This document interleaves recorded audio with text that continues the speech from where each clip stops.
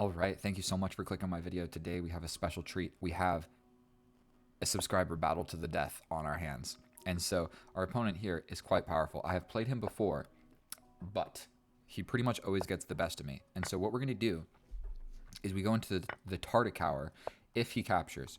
I believe that in his opening repertoire, he steps back. And I don't think that he knows, but if he captures, I know this line a little bit better than the step back. And so I'm grateful to see that. And so my opening development plans are pretty straightforward. We pretty much bring the bishop out, get ready to castle, put the rook on the open file.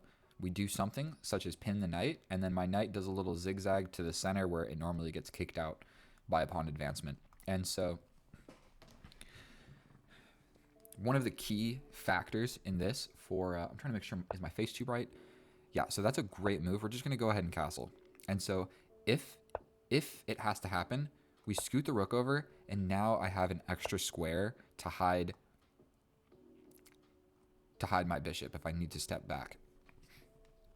Now, we can go ahead and pin, but what if he just does something? I think this is the right idea. And then this battery is something that we need to be a little bit cognizant of because it is incredibly hard to deal with. Because if you get battered around, it's just not so great.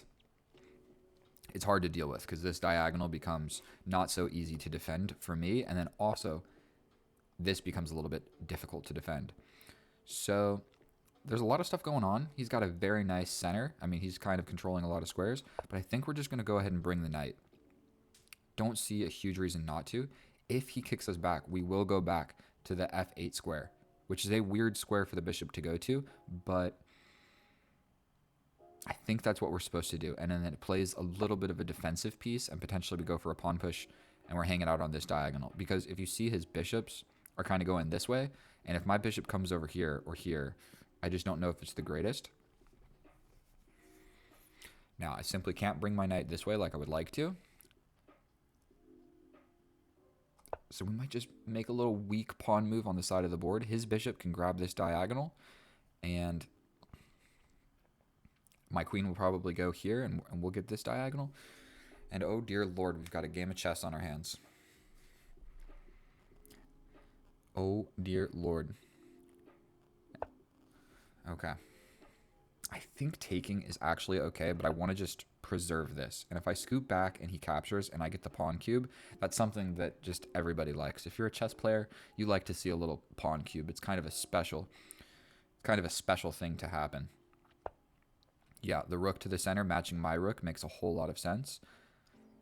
I'm fairly certain that just doing this can't be a boom, directly attack the king. I don't think that this can be a bad idea, and we still might be facing this. And so that would be a concession on his part by weakening his king by making like these pawn advancements in the game. Boom, boom would be, permanently weakening the king. But he would also give me a pawn cube, but he would get my light square bishop for the knight, and he would have the only light square bishop on the board, which could come into use later, even if I make the pawn cube. So I think his game plan is actually kind of not impossible. Okay, so I think we're just going to go ahead and trade that off. We're not even going to think. We're going to just trade that off as well. We're going to throw in this check for no reason at all. Just kidding. We're not actually going to do that. But we could. We could give him a check, and then the king maybe steps onto one of these squares, which maybe isn't as good. And we're a little bit worried about his knight jumping on in. Makes sense. So we might do a check. He steps here, and then we come back here. If he takes, my queen gets in. But if I go here, he could ignore it and just fly into my position. So stepping over and bringing my rook to this file probably isn't a stupid idea. But he can pretty easily come at me with an attack such as this. So I think we might go for this, but that might just induce his pawn coming in. If I go here, this pawn becomes weak. But let's just go ahead and put a rook, my least active piece. I would like to put my least active piece on its most active square. That's the one rule of chess you should just know. That did kind of walk into questions about my bishop. Where is my bishop going to go? Questioning my bishop's career path. Oh, I'm going to pull up my Instagram so if he messages me, I can see it.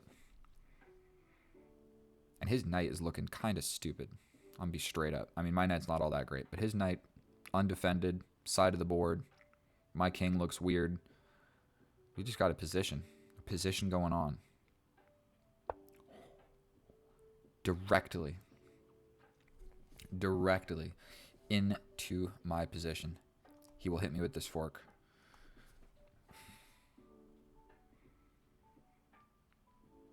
This king move was stupid. That was a stupid king move.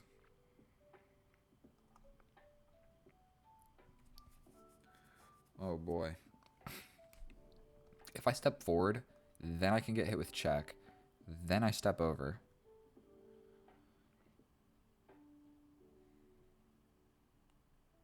Actually, I don't hate it. What if I just jump in? Then I push.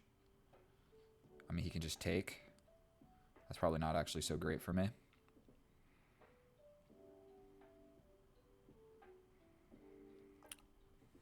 We're just doing it. We're just doing it. We're going to step over here. This bishop is going to come back. That my little king stepping around didn't make any sense at all, period.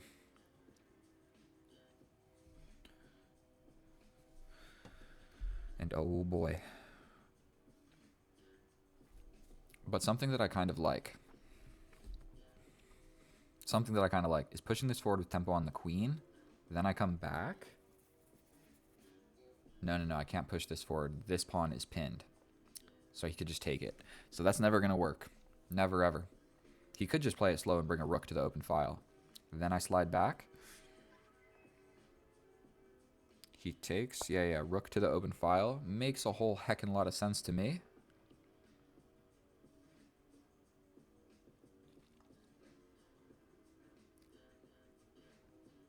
We slide back. If he takes, my king steps over. He can't get in. He could push. We get something like this. I think we're going to just go for this. What we're scared about is his rook arriving on our 7th rank. We absolutely cannot have that. We also have to note this pawn is undefended in the position. He still could just jump in with the knight, actually. Like, this move is actually fully possible. And that supports. So he could jump in. Then I would take. Then he could get in like this. But then I'm in time to defend. Nah, he wouldn't do that. But if he takes first, I can unpin, essentially. So if he takes first, I can take this way and unpin this whole situation. 21-68. You know, when I play people, I should play the Zen mode. Zen mode and just not get worried. Okay. We're worried about this.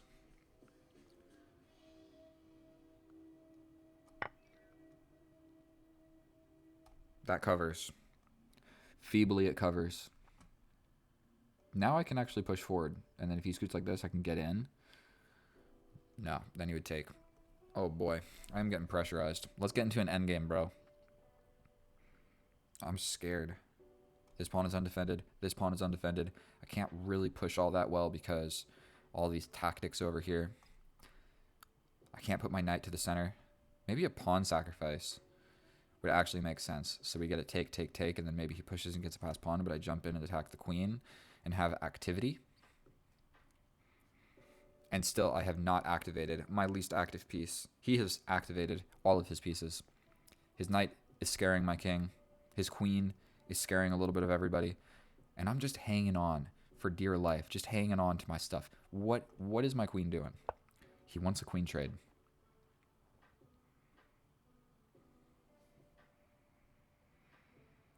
So he's banking on this 4-on-3. Here, here, here, here, here.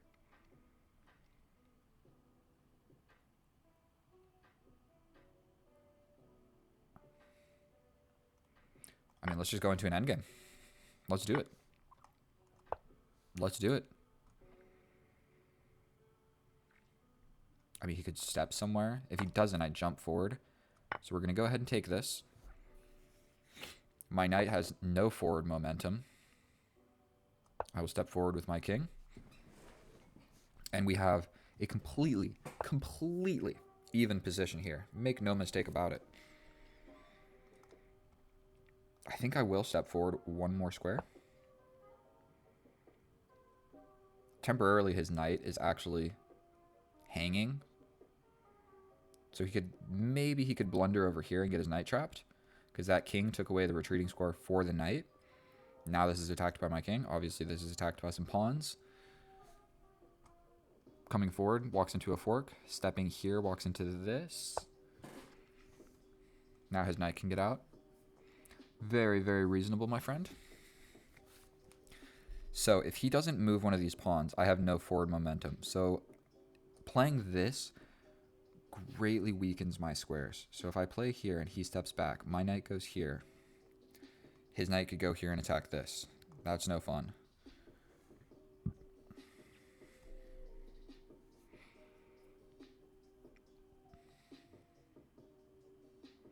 Yeah, this is holding this square from his knight, which is maybe important to note. But yeah, my knight has no forward momentum.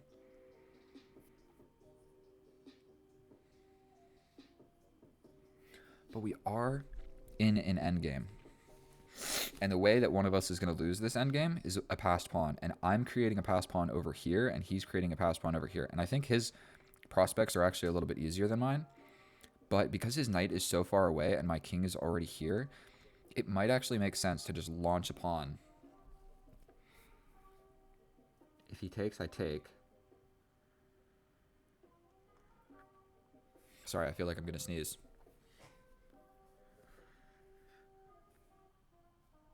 Deep breath. I'm thinking about just throwing this pawn. If he pushes, I take, he takes. Not even going to think about it. We're just going to go for it. Probably a little bit of a dumb move. What if he like just pushes? But my knight is over here, and his knight is all the way over here. Okay. I can push forward. And then this pawn becomes kind of an object of interest for everybody. This isn't smart. If he pushes here, I mean, I just take, so we're not too worried about that. We take here, and then we just have this. I push forward. He takes, I take. He pushes and gets a passed pawn. I come in and attack. He defends. I step forward. He hits me with check. I step in here. What about this? Take. No. This is a stupid idea. Here.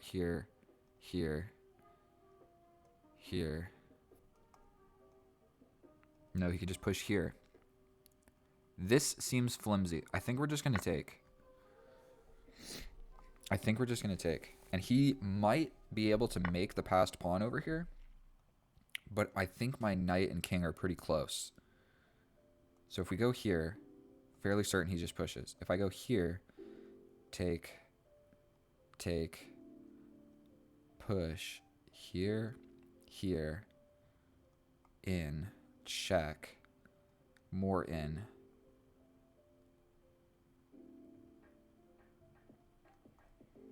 I think this might be the way forward. We push. No, he can hit me with this. Ugh. Here. I don't want to weaken my pawn structure like that. Because, yeah, if I push and he just pushes here, then I step over. He could even lock it down like that. So here.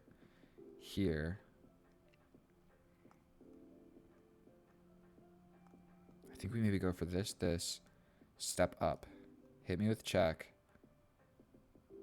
step back, here.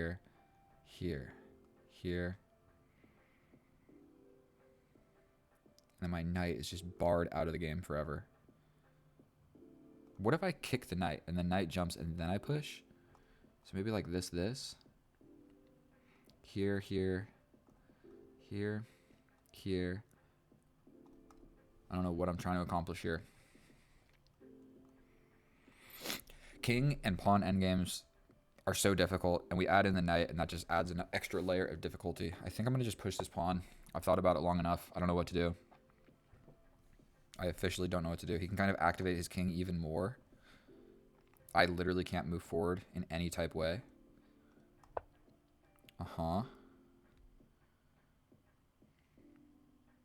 We attack the knight. The knight comes here. We can't allow that. This check here, here, here doesn't work. Gotta do something with this knight. Now he does have this. So I don't know what to do. I'm gonna step over here. And it's about time he brings his knight. But then I can kind of do the same thing. It's not a passed pawn. Maybe it would actually just weaken my position more. Like if he pushes, take, check here. He steps over, but he's got a real passed pawn. I mean, I have to take, right?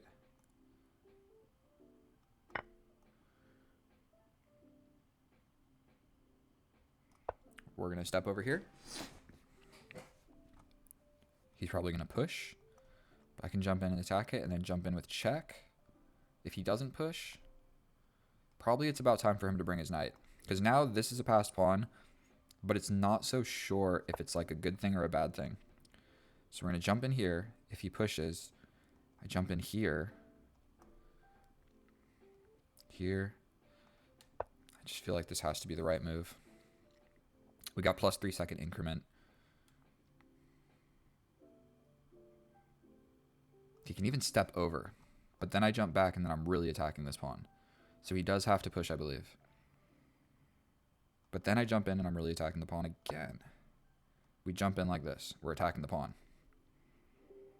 Is there a way to defend that? You jump in. I take.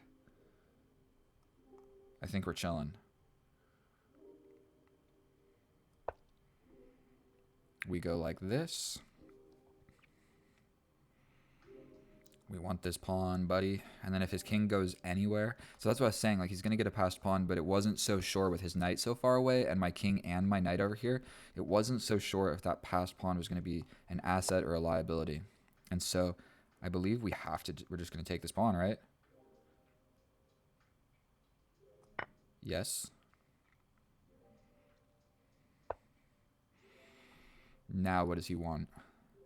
We can also fork here. We fork and win this pawn. Is that the pawn that needs to be won in this position? He's definitely coming forward. I think we just go for this. Check.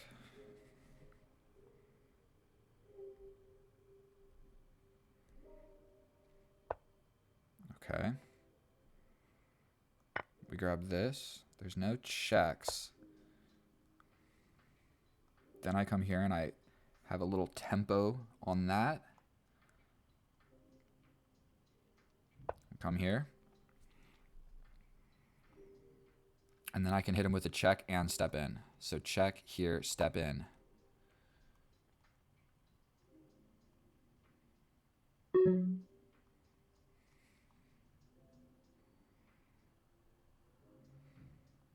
Here.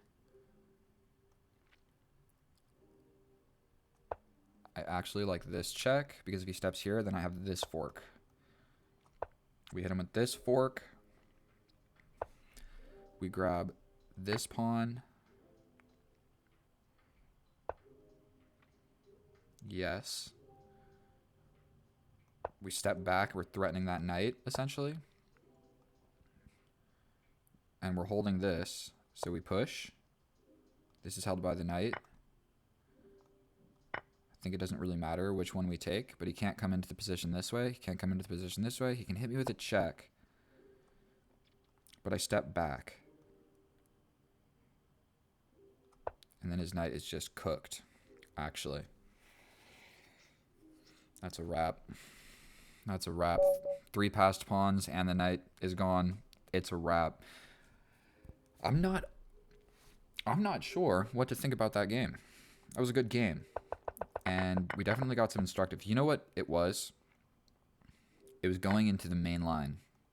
If he would have stepped back, nobody tell him this, but if he would have stepped back, next time we play, step back, because the amount of studying I have done in this position is like 0, and the amount of games and studying I've done in this position is like 7. And so let's check it with the computer. I'm not sure how accurate it was, so let's check it with the computer, and I will see you over there. And all right, here we are in the analysis. And that was a pretty good game where the pressure was being applied to me. There was some crazy tactics that he just did not find. And then in the end game, a couple blunders were made. I was able to grab some pawns, and then that was a wrap. And so if we take a look, a little gander at this graph, we see that white was doing quite well out of the opening in the middle game. Then in the end, even in the end game, it was still equal. Even if he was going to lose that pawn, it was still equal because I had a weird pawn structure. So it was going to be hard to actually capitalize on the 4-on-3. And then if we check it out, 6 inaccuracies by our opponent, 1 mistake, 3 blunders, 84% accurate, and then I had 2 mistakes, 2 blunders, 90% accurate. And so if we hop into the opening, we have the Caro-Kann, the main line. He captures, I capture back, and then my game plan is pretty simple. We bring the bishop, we castle, we put the rook on the open file. If you see, these are pretty much all the top moves. Then these two, I have looked at the computer, they are pretty interchangeable. You can go ahead and play either, and it's going to have the same position. This hangs a pawn, but one of my weaknesses is just not seeing stuff like that because I expect the opponent is not going to hang pawns just in one move. So I don't even look for stuff like that. When he pushes the pawn, I just assume it's defended, and I don't even go for it. So I bring the knight. He could then cramp my position quite ferociously. This move would actually be pretty good, and then I'm kind of stuck with a choice of what to do with the bishop. The bishop's going to move. Then I'm supposed to support like this, which is a weird move. I don't know what you're supposed to do, but I'm supposed to support here, making room for my knight to be able to come this way. And so we step back. Okay, we bring the queen up. I still like it, but white has a +1 advantage, but he doesn't actually have the pawn, and so it more or less means nothing. It just means that he's got a nice position. It doesn't mean he's won anything yet. So we immediately trade this off. Then we trade this off. Then I step over with my king, which is a complete blunder because it invites this idea, which is not fun. And so seeing that come, I step forward. He comes in with the bishop. I step over. And then he was supposed to just bring another piece to the party. That would be attacking this. Or he can bring the rook, then play something like this. And then if you can get your pieces one step closer to your opponent, do it. And this would have been a way to get this knight on a bad square, on a sketchy square, but not immediately. I can't take it immediately. It's a sketchy square. Bringing the rook is the better play. Then this bishop is attacking and my bishop is defending. So when he trades them off, it more or less just completely equalizes the position. If he would have stepped back and attacked my queen, then I essentially have to step back with my queen or defend, or what the heck is this? I just ran some like C++ on this. And so we take, and now the file is defended for my rook. This structure is actually quite sound. This knight is not scaring anybody if we trade the queens. We trade the queens, it ruins his pawn structure, and we're just rushing it into an endgame. So we go for this, we trade. We bring the kings, get the kings to the center of the board, and then I make a mistake, but it's still pretty much equal no matter what. So we take. I push this pawn because I literally didn't know what else to do. It's one of the best moves. And so he needed to realize bringing the knight is what he needs to do. This knight is not doing anything over here. He needs to bring the knight and assist in his 3-on-2. Because right now, he's got a 3-on-2, but I have a king and a knight. He essentially just has a king. So he needed to bring the knight to maintain equality. So some moves are made. This is a bad square for my knight, but I've got a quick idea of getting back into the action. So I'm stepping away from the action to come right back at it. And so we take, and now he has a passed pawn. But it's kind of a liability. He now has split pawns. And so I've just got my solo dolo pawn over here. And so this was the move to keep it equal. It prevents my knight from jumping in. And if my knight gets here, oh boy, my knight can go here and attack here, or it can go up here and also attack here. And this is your absolute weakness in the position. He didn't push it forward, so I have the opportunity of jumping in and immediately attacking this. Then I'm actually supposed to step back and attack these guys. I'm still going to be able to win it, but it doesn't matter. This was his last opportunity, which is really difficult to calculate this. He could jump in. If I take, he steps back. If I step here, he jumps in with check, and I can't scoot over to defend this pawn.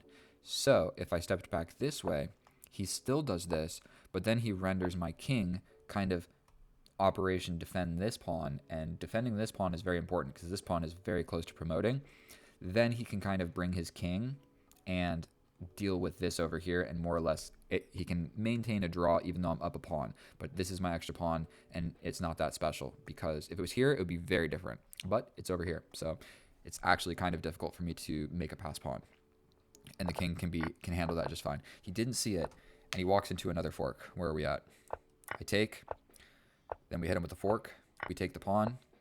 Then we're coming back with the immediate idea of giving more checks. He pushes the pawn. Obviously makes sense not to lose it. I step in with this fork. Man, my knight is just the jumping around forking god. And so we grab another pawn. Now we officially have a 4-on-1, and these guys cancel out. And not only that, I still have my king very close. If this pawn ever does fall, it's still going to be difficult to promote this. And so at this point, he steps back. This is defended, so that's not really an escaping square. This isn't really an escaping square because I'm going to take, and then not only that, I have another passed pawn, but he steps, where are we at?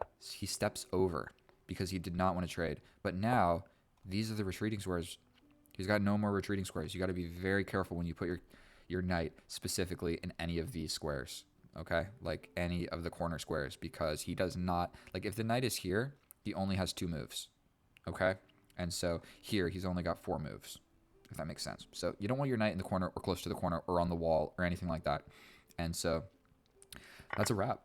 That was our battle for the day. So thank you so much. If you made it this far, I hope you learned something. I think the most instructive moment in this game is if you're playing Kip 314 chess, bring the knight back. Don't bring the knight forward in the Tartakower. I understand that. And then here's another one. Don't trade off your attacking bishop for my defending bishop. Then also, if you can bring another piece, like attacking squares incredibly close to the enemy king, do it even if it looks scary. Or attack the queen and force me to step back. That was it. If he would have made some of these moves, it would have been a different game. But other than that, just be careful when you have a 4-on-3. Be careful how you make that pass pawn, because if it's like your only knight is all the way over here and my king and my knight are here, don't make that pass pawn, because I'm just going to stop it somehow and then kill it. And then your pass pawn became a liability. You want to bring that knight over and have it defended, and then you're got a chance at winning or drawing. I hope you learned something. Thank you so much. If you made it this far, please subscribe. I'm trying to reach 1,000, and it takes forever. So I'm getting like 2 or 3 every day. Some days like 13, but those are special days. So thank you so much. I don't know why I just did that, but I'll see you guys next time. Thank you so much. I love you. Bye.